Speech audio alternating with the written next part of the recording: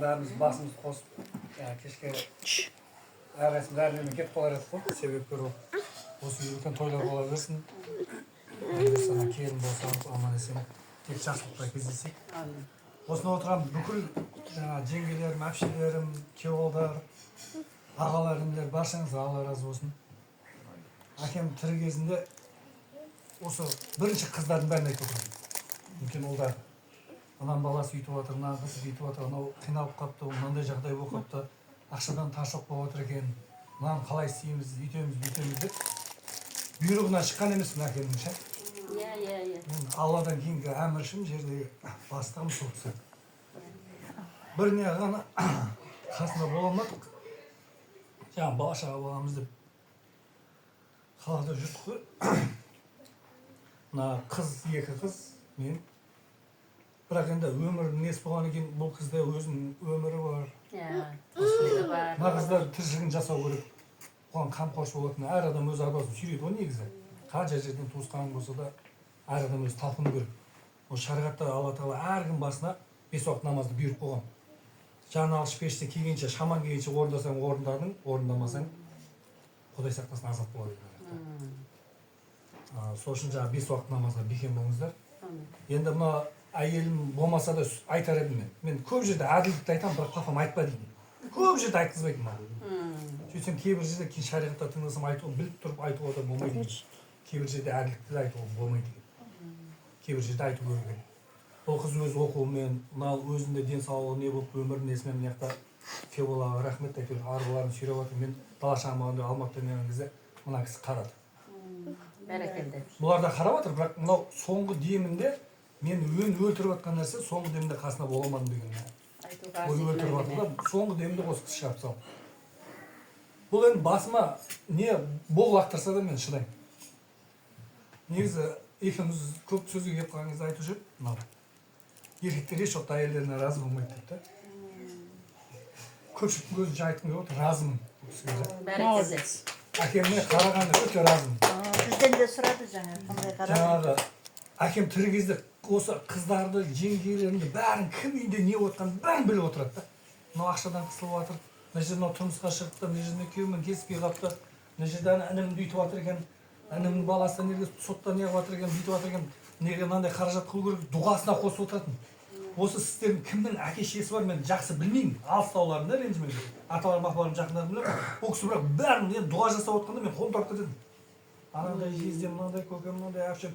Соны қазір ойлап отырмын да, жазып алмаған екенмін деп ше. Кетіп қалады деп ойламадық қой, неше ауырып, неше жазылып жүр да. Осы жерден баршасына Алла разы болсын. Қызметтеріңіз керемет. Күйеу балаларда, жезделерде, ағаларда, інілерде, әпшелерім, қарындастарым Алла разы болсын. Негізі көпшілікпен да. Көпшілікпен болатын нәрсе екен, бұл нәрсе. Көпшілікпен болады.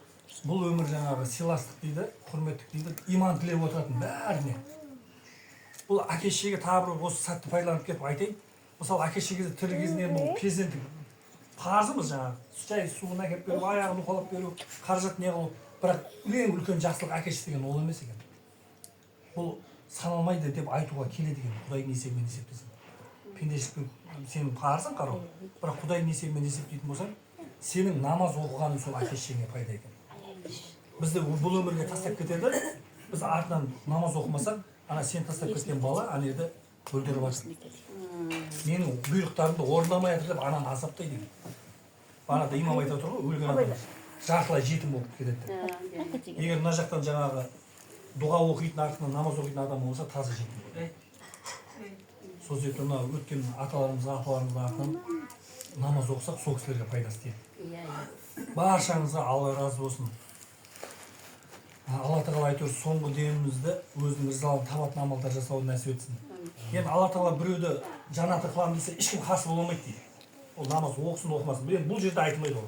Намаз айтылмайды бұл жерде. Алла тағала кім жанатты деп шешілсе, шешетін болса, оны ешкім тоқтатамайды дейді. Ол алқаш болса да, наркоман болса да, ұры болса да, жанаттық деп шешсе Алла тағала, оны ешкім қарсы бола алмайды деген. Ол қалай болады? Бұйрықтарын орындамайды десе, бірден бір себебі ауру екен да.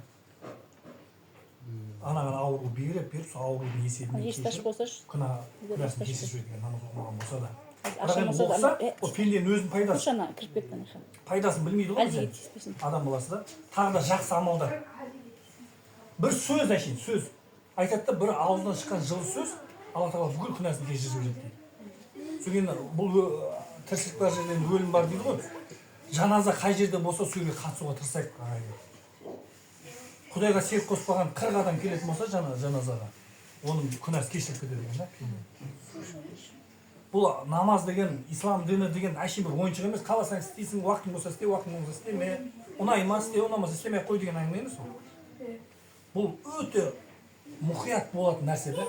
Ең бірінші сіз намаз оқысаңыз, сіздің басқа жағыңызды Алла тағала реттеп қояды. Мына бір қысқа бір сөзді айтады. Кімде кім о дүниесін уайымдаса, оның бұл дүниелік мәселесі шешіледі дейді. Егер о дүниені уайымдамаса, құр жүгіргенін қалады да. Мына дүние, орысшалап айтқанда не стоит намаз жинастырып қоюға. Кішкентай уақыт алады. Негізі көбісі парыздың сүннеттерімен, әдістермен жасаймын дейді, уақыттың бәрін алып алады да кетеді. Вообще істемей қояды. Жалығып кетеді. Бір 3 минут па кетеді негізі парызға да. Біздің оқумен ше. Осындай. Дәрет алуға да сондай 3 минут па кетеді. Парызын алатын болсаң. Парыз алсаң мойнынан түседі. Енді кейін уақытың болса демалыс сүннеттерін істей бересің. Бірақ парызды тарк етуге болмайды. Бұл 5 уақыт парыздың ішіндегі асыр деген, мен сәттікті пайдаланып отырмын да, бұнда үй жей бермейді ғой. Асыр намазын қатты айтқым келіп отыр да. Асыр намазының қазасы жоқ деген. Кімде-кім асыр намазын оқымаса, оның ештеңесі жоқ екен. Еркек болып мен асыр намазын оқымасам, әйелің біреу өткізбей, бала шағаңда біреу өткізбей, бәрі біреу. Сен қорайшын далбасалап жүрген қағалы көресің. Әйел болсаң да сондай. Егер де сен асыр намазын оқымасаң, басқа нәрсенің бәрі кетті. Бұл Алла тағала адамның өзінің пайдасы үшін бұйырып жатыр да бұны. Бүкіл бәріміз намазхан болып кетсек те айтады ғой жаңа, дүниежүзінде 7 миллиард адам болса, 7 миллиардтан намазхан болып кетсе, Алла тағаланың қазынасынан 1 теңге көбеймейді деген. 7 миллиарда да кәпір болып кетсе, 1 теңгесі азаймайды деген. Онда не үшін десе, бұл кісі өте мейірімді жаратушы емес. Мына пенделер өзінің пайдасы үшін да, өзіміздің пайдамыз үшін. Тағы бір несі